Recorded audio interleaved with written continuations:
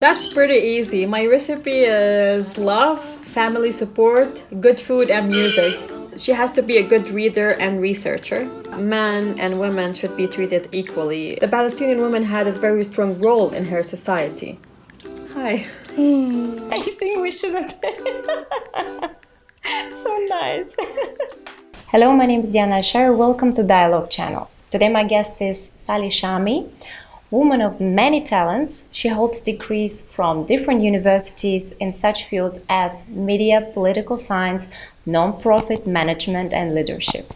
She's a country representative and manager in organization Challenge to Change. This organization has its goal to encourage and motivate women in the Middle East. Apart from that, she has just launched brand Salam that has a very deep philosophy behind it. You will know more about it in the interview. It combines modern fashion and traditional Palestinian embroidery.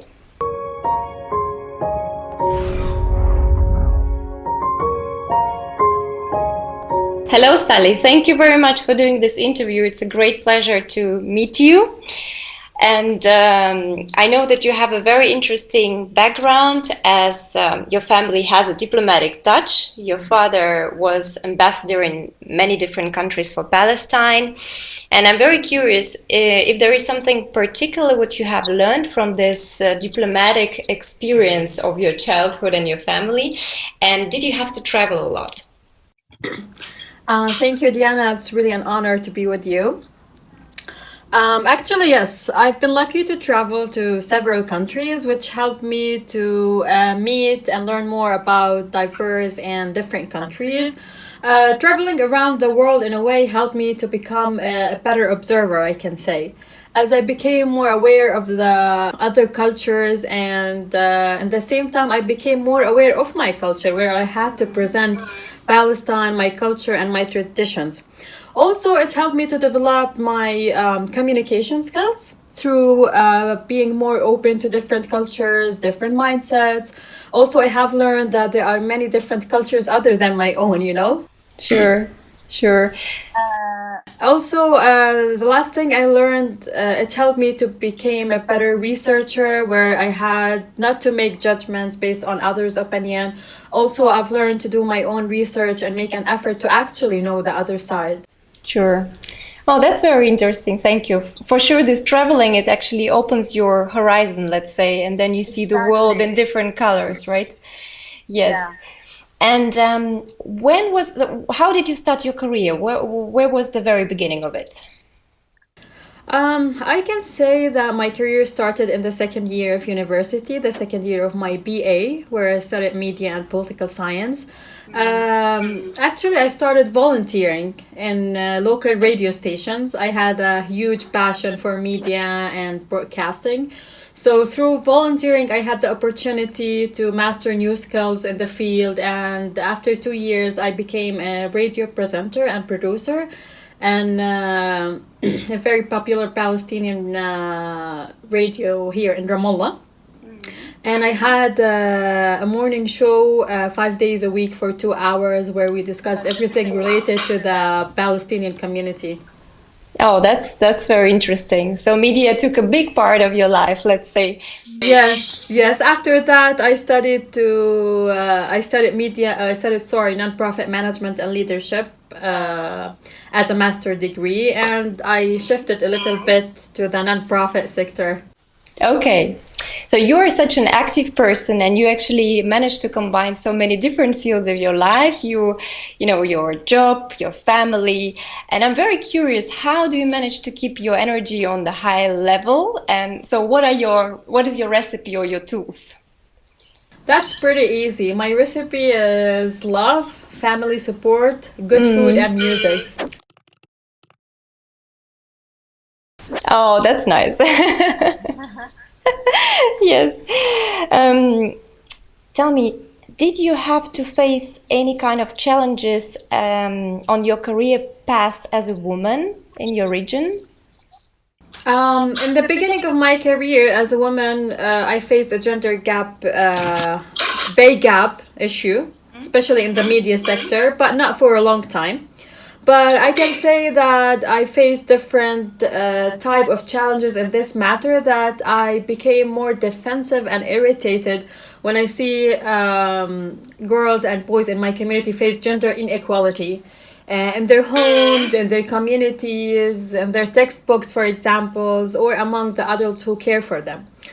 Or when I see that the majority of, let's say, low skilled and underpaid community health workers, for example, who attend to children are also women, for example, with limited opportunities for professional growth. All of that makes me sad and a little bit angry in the same time. This kind of challenge that I'm talking about. Well, you're a country representative and manager in non-profit organization Challenge to Change. As far as I understand, this organization has its goal to support and encourage women of the Middle East. So can you please tell a bit more about the philosophy of this organization and, of course, of your role in this organization? Yeah, sure. Challenge to Change is a Swiss nonprofit organization.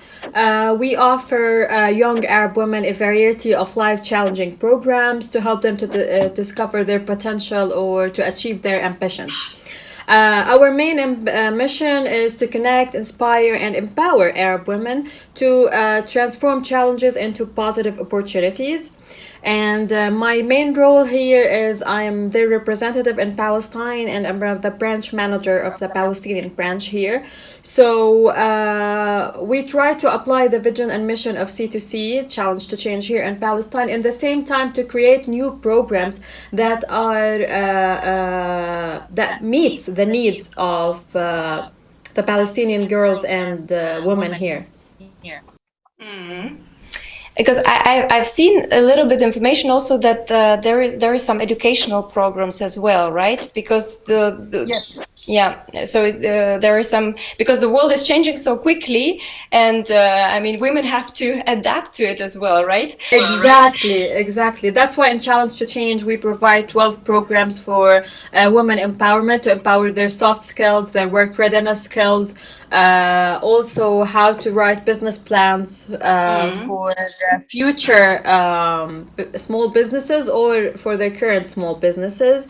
Also, we have a main program called Big Sister, Little Sister, where we engage professional, experienced women with a woman that is still in the beginning of her career life, for example, or her studying life. We connect them together, and the big sister becomes a monitor to the little sister. And she helps her through her CV, for example, for suggesting for training, work readiness training. She takes advice from the big sister, for example.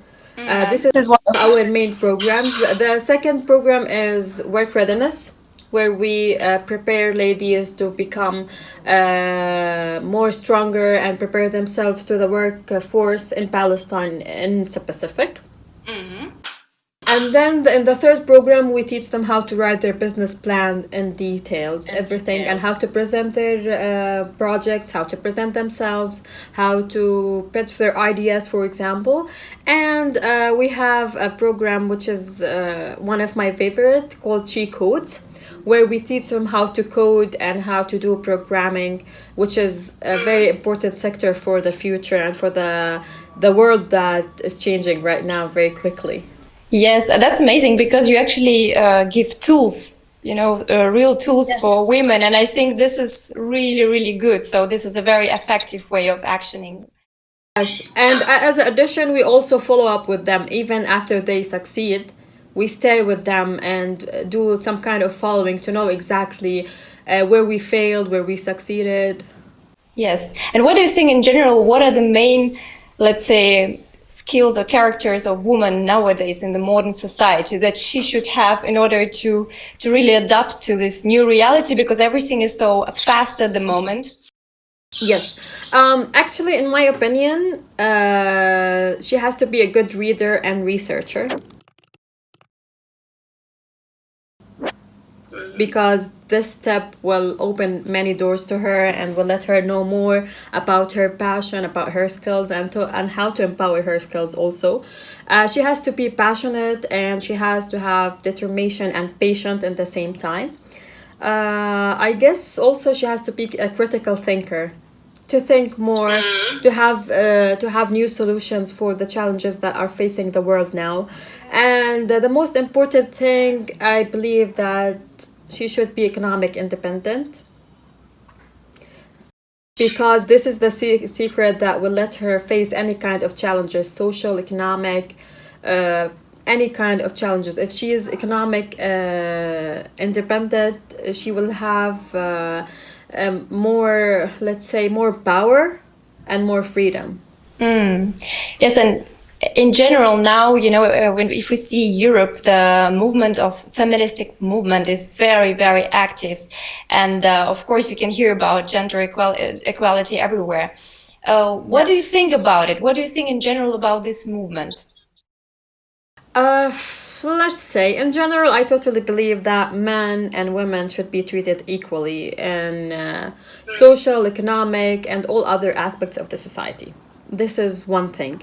But I also believe that the achievement of gender equality, especially in Palestine and in the world in general, implies changes for both men and women. Yes. Yeah.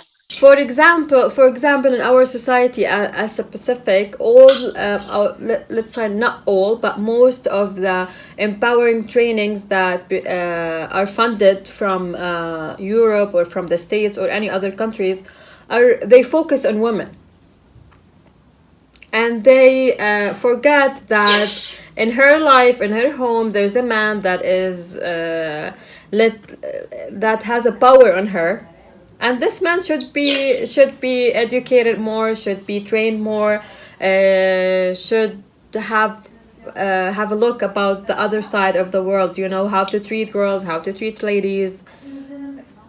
Yeah, that's what I totally believe. This is from a, let's say, a professional wise. If you want my personal opinion, I think that men and women should not be treated equally, because women, they suffer more a lot and they have like more duties, more responsibilities, especially in the Arab world. Exactly. Yes, that's why I ask you this question, because I also have very controversial feeling about that sometimes. Because I also raised in a more traditional way, and actually I know that this feministic movement also puts even much more responsibility on the shoulder of women. Responsibility and pressure in the same time. But when you really think about it, do you really want to be equal to a man who can't have babies, who don't know anything about the pain you go with, that doesn't have the duties that you are already doing? Yeah. Yes. Thank you for a very honest answer. I really appreciate. Yes.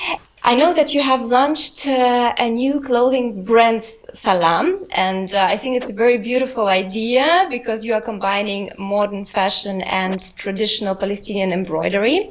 Can you please tell, how did you come to this idea, and what is the main philosophy of this brand? So, what makes me think about it, or made me think about Salam, is my roots. Originally, I'm from a village in Ramallah called Beit Oud Tahta. And when we mention embroidery, I always remember my grandmother, Jamila Shami, who's used to wear the embroidery traditional thobe or dress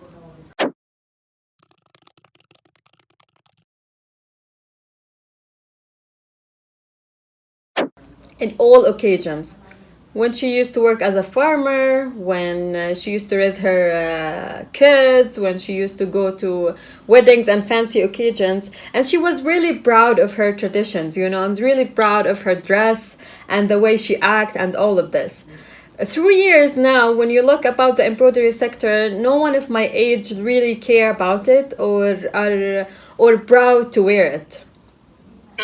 And here I found like a really huge gap, in addition to many challenges that are facing the embroidery sector, like the electronic embroidery, for example, that comes from China or other countries of the world.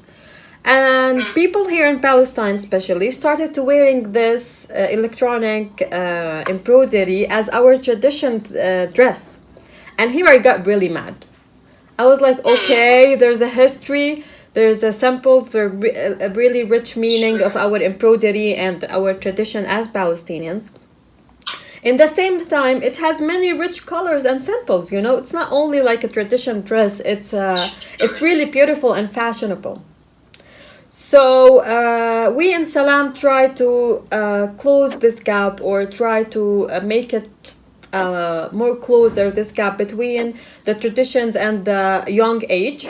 So we came with Salam, which is a social enterprise to help women who are still working and suffering in this sector, the embroidery sector. First of all, we find jobs for them. We pay them above the average in the Palestinian market so they can come and work with us and be happy with us. The third thing, we do fashionable designs for the young age, for all sizes, not only for one size, for 10 beautiful girls, you know what I mean? Like for all, for all sizes. And in the same time, we took the responsibility of raising awareness about this embroidery and the symbols and the rich meaning that we used to see on the dresses of our grandmothers. In the same time, we have designs that are named after Palestinian women who gave to the Palestinian society to focus and remember that even 100 years ago, the Palestinian woman had a very strong role in her society.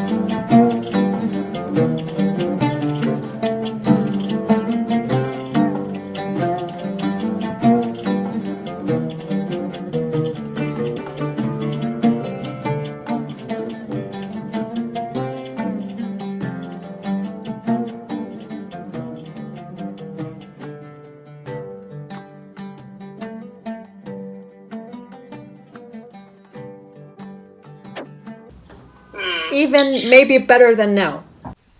So that's very interesting to know. That's a big philosophy behind this brand, and I wish you really a lot of luck with that because it looks absolutely beautiful. Thank you, I really appreciate it. And are you planning the worldwide shipping in the future? Yes, we are working on it. The quarantine thing stopped us for a while, but very soon we will have like international shipping to all countries. Okay, oh, that's good to know. It's also good to know for me. I'm already interested. So, what are your main favorite hobbies? How do you manage? What is your best way to relax? Reading. I really enjoy reading, and especially like romantic novels. It takes me out of this crazy world. And I really like to read books about our old people, success stories, traditions. That's one of my like big hobbies. And also, I'm not really into sports, so I do swimming. That's also sports. Yeah. Yeah, and recently I added a new hobby, which is doing embroidery. I wanted to experience this to know exactly how the women who are working with us, how they feel, how they work, and how it's really a hard responsibility. It's not a smoothie and nice experience, you know. Yeah, yeah. Oh, that's really nice. So you are doing it now yourself as well. That's really Yeah, great. I'm not professional at all like them, not at all, but I wanted to try this feeling. Yes. And talking about books, are there some particular books that really influenced your life, or maybe some books that you would like to reread if you had time? Yeah, I really enjoyed reading the 40 Rules of Love. The books of Paulo Coelho, actually, they are one of my favorites. And I really enjoy reading poems for Palestinian writers like Tamim Barghouti and Mahmoud Darwish. They are really my favorite.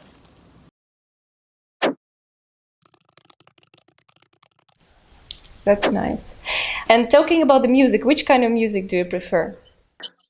When it comes to music, my taste in general is a little bit complicated because I listen, for example, to relax music, romantic music, then right away my list will go back to rap music and then to Kulthum and in general I like all kind of music, but my really favorite is the Palestinian heritage music that I used to listen in the village from my grandmother and from my father's side, and the heritage songs from the city, because there's a difference between the city and the village here in Palestine.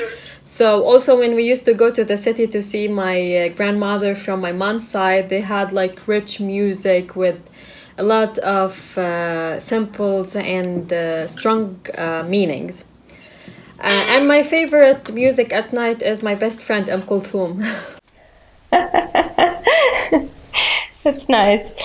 And my other question is, I know that cooking and in general food takes a big part in Palestinian society and culture, as it's like art. So, what is your favorite Palestinian dish?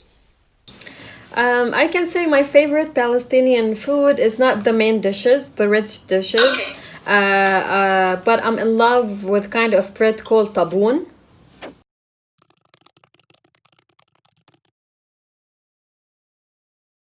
It's they used to do it like before like 50, 30 years. It's a big bread and they put stones in it when they put it on the fire, so it becomes the stones will appear, at the bread. It's called taboon, and another bread called mtabbak, where they put bread and oil together.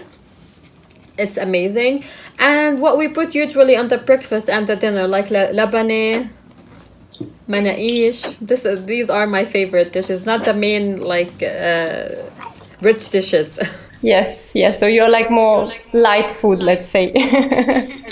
Well, Yes, when you eat it a lot, it's not light at all. I know. Yes, that's true. Yes.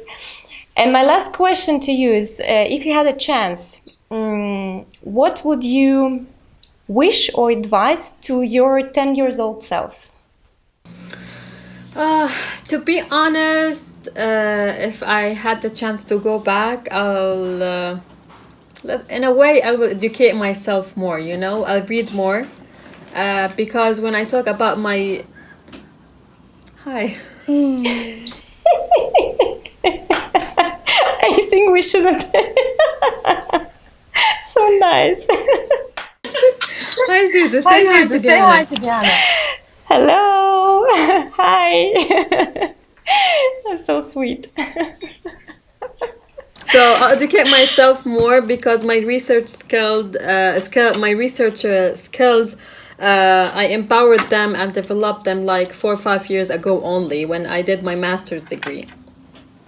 And after that, I felt like more open, and I became a different person who sees all angles of the image. Yeah, and I would spend more time with my family. Yes. This is like we never have enough time for that, right? I mean, it can never be too much, let's say. This is the main. Yeah, exactly. Especially in our case, the Palestinian people, we're all like your father would live in a country and your brothers would live in another country, and where life take us to different paths. Sure, sure. Thank you so much. It was very interesting talking to you. And of course, I wish you all the I really enjoyed it. Thank you very much.